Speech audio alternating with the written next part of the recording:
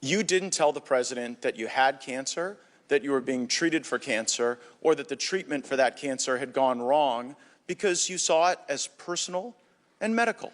And I think a lot of us have empathy for you in that regard.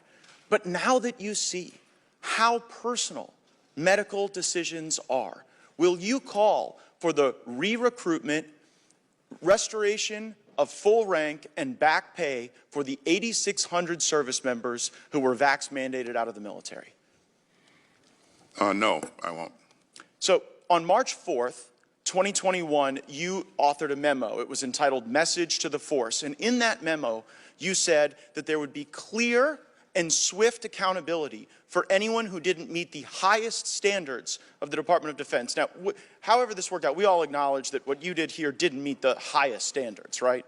You made a mistake. I admitted to... Yeah, okay, so we got that. So then the question is, what becomes the clear and swift accountability? Now, you're not going to be discharged, right?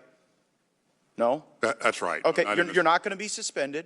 You're not going to be demoted, and you're not going to have your pay cut. None of those things are going to happen to you, right? That's right. Okay, so you come here seeking some grace and some forgiveness.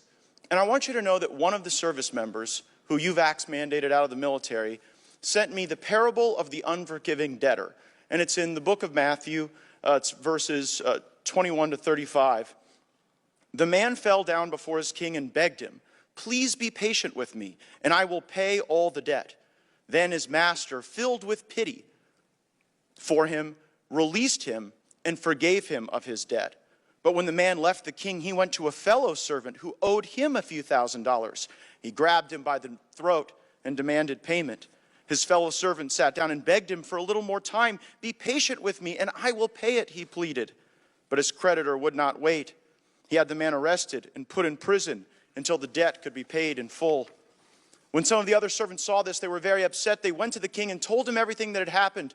And the king called the man who had been forgiven and said, "You evil servant, I forgave you that tremendous debt because you pleaded with me.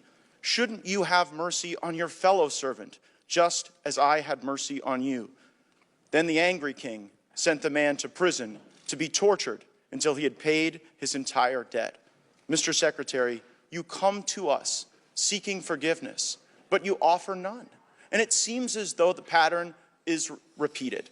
You make a mistake, like on the vax mandate and here regarding your notification, then you get busted. President Biden had to sign something into law reversing your vax mandate. You got busted here, not because you came forward, but because we learned of this through other means. And then after you get busted making a mistake, you want that benefit, but you don't want to extend it to others. This isn't swift or clear. You're not meeting your own standards that you set for yourself. And you say that the DOD is a learning organization. Haven't you learned yet that the military is weaker, not stronger, with the 8,600 people that you vax mandated out of the military? Just one point, Congressman. The reason I'm here is because the chairman requested that I appear to talk about the circumstances surrounding my hospitalization. But don't you see the hypocrisy in it? Because you screwed up, we fix your screw up, and now you want grace, but these people who sought religious exemptions, they got no such grace. And also, I just think it's ridiculous that we're in 3 wars, you went AWOL for 3 days, and we get 2 hours with you. If you can't spend more than 2 hours answering these questions, I don't know how you really operate in all these wars.